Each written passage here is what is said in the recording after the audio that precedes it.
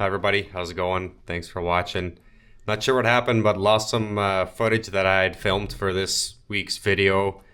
Just kind of too bad. I had my daughter Elise with me. She just turned 1 here, so it kind of sucks that I lost this footage. She had spent part of the day with me on that day that I had started this video, but it is what it is.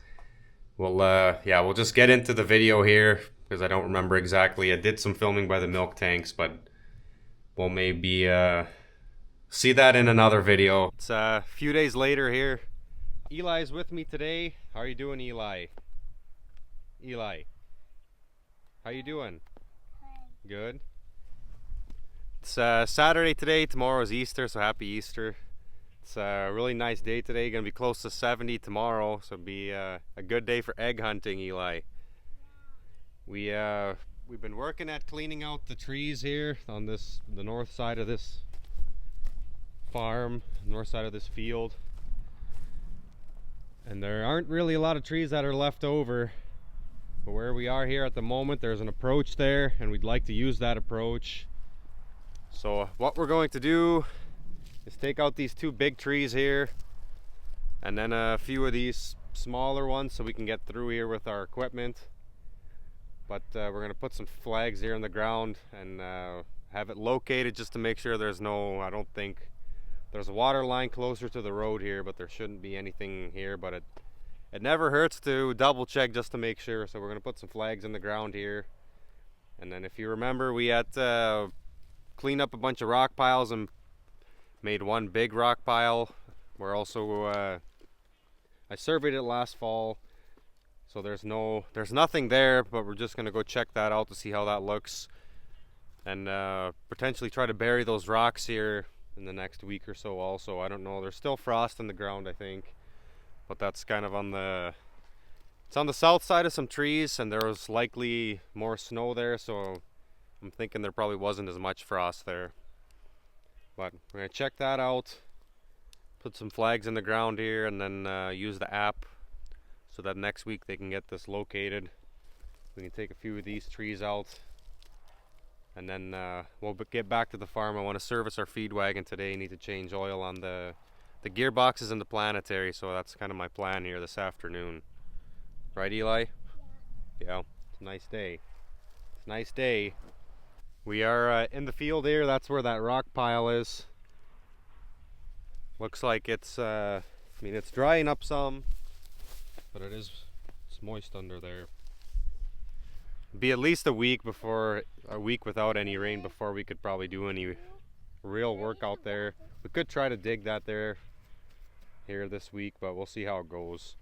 The reason we'd like to use this approach here, we're like right on the quarter line here, so this is the middle of 2 quarters. And it's a little bit higher ground here. There's an approach just on the other side of a farmstead here, but that kind of comes out to a little bit lower part of the field. It's a little bit higher here, and you have access to the whole field from here. There's also an approach all the way at the far end of the trees, which we'll use that one as well, but this one is center of the field. Makes sense to try to make some use of this approach here, but we get some sun and some heat and some wind, things will dry out pretty quick here. We think this might have been the field where I had filmed with the drone of us spreading solid manure here. I don't remember when that was, a few months ago. The manure's still here. The straw's still here. Still a little wet, Eli. Oh. But it's drying up. Let me put mine in. So this field will be going to corn this spring once we're able to get out here. We're back at the shop now, just waiting for Lupe to come back around with a feed wagon. He's just finishing up the afternoon load, and he's going to park it out front here. We can't put it in the shop. I'll show you guys here in a second. We bought a used cultivator here a few days ago, and we are going to paint it. Alfredo and Samuel are working on that. Should we go take a look, Eli? Here, you go in. Show me where it is. I want you to come with. Yeah, I'm coming.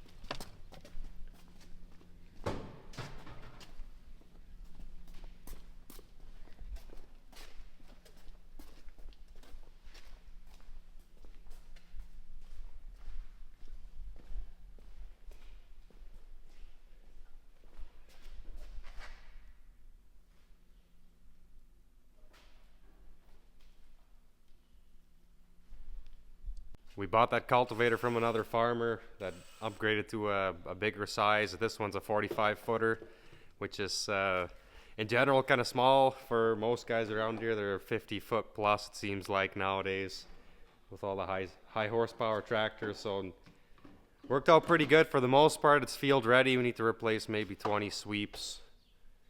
We'll pick some up in town next week and we'll get it painted up here over the next couple days, and it'll look like a brand new cultivator, and we should be able to get quite a bit of use out of it. But we'll get some tools ready here, Eli, for when they come around with a feed wagon, so we can drain 3 gearboxes at the same time, so we can try to get something done here. How's that sound?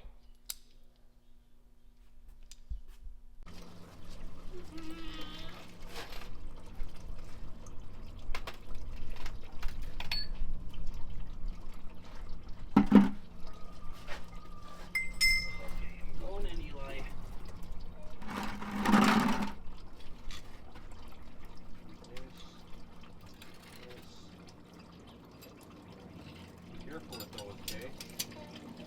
I'll lose those.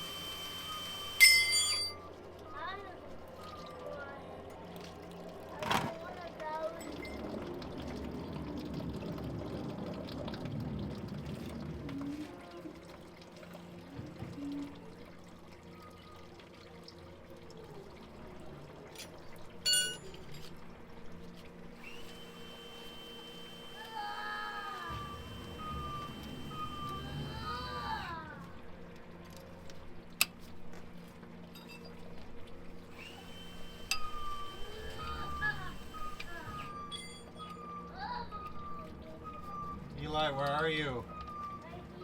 Okay. Oh man. Holy buckets.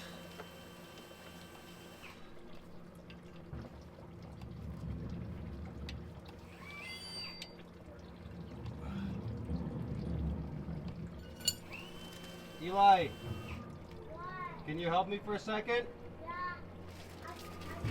Over there by that drill, can you give me that small pipe? See that little pipe? Can you give that to me? Watch. Eli, can you give me that little pipe, please? Okay, first give me that little pipe, bro. Please. Yeah, watch your head. No, the little one, the little one. Yep, that one. Okay, watch your head. Watch your head. I'm over here. Come right over here by the tire. Come right over here by the tire. Watch your head. Thank you. Watch your head. Hey, watch your head. Thanks, brother. Thank you.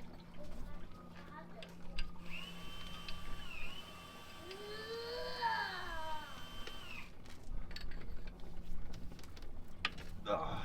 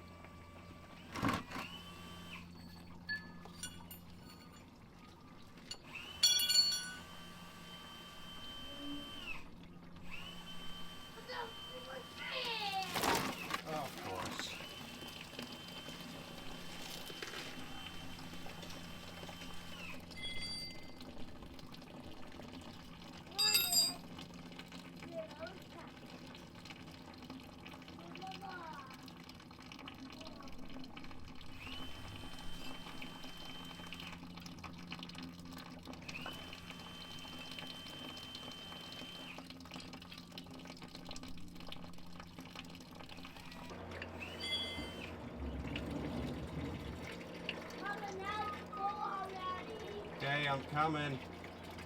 I'm coming.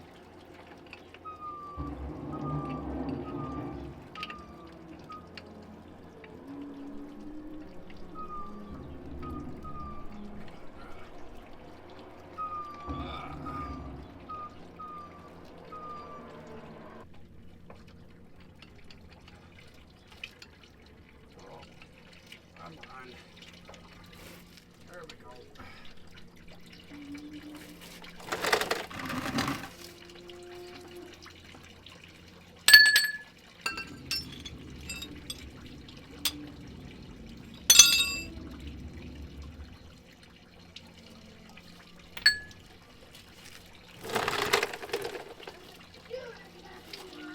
Uh-oh, Eli. Not good.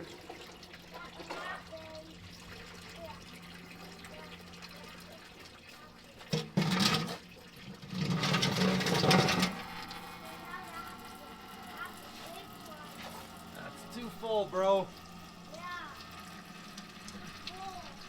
Holy buckets. We've got them all filled back with oil. Didn't show you guys because my hands were all covered in oil and grease, but we disconnected these lines and then you pump oil back through here once it's all drained to make the loop back around. I'll show you underneath quick. Make quite a mess, but you take this plug out, take that out, that's breather line, and then the plug on the gearbox itself, because there's a gearbox and a planetary up on top. Fill the gearbox half full.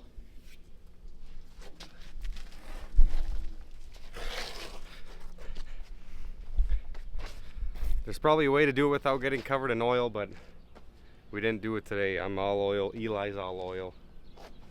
We'll probably run it here and see if we need to add a little more oil to the reservoir, but in theory we should be good since we pumped it through and all the way around.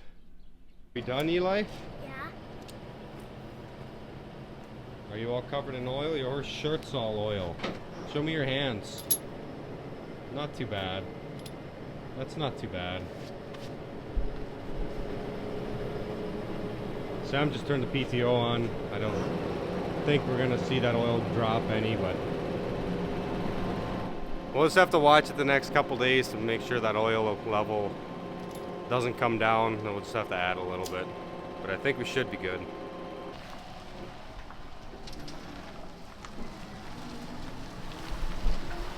I think I might have caught it on camera, but when I was draining the middle, the back started overflowing and Eli was yelling at me that it was full. Oh, not in the oil, Eli. Come on, bro. Okay, we're gonna clean this up first, okay? I think we'll end the video here, but had been thinking about, if you guys remember a couple months ago, I had talked about us doing a trial with distillers, feeding less distillers, to see what impact that had on butterfat, if we had any butterfat depression. I need to go through and do a little bit of homework so I know what I'm talking about here. But I'd like to talk about that. I'd like to talk about that in the next video. So if you guys have any questions pertaining to feeding distillers and the effect that might have on butterfat, or any comments, post it put it in the comments below. We're not feeding the low rate of distillers anymore, so that kind of tells you or gives you an idea of what we found. But I'll okay, I'm coming. But I'll go through the numbers here and kind of get that prepared for the next video. But I think we'll end this video here. If you guys have any questions, comments, post them down below. Appreciate you guys watching, and hopefully we'll see you in the next video.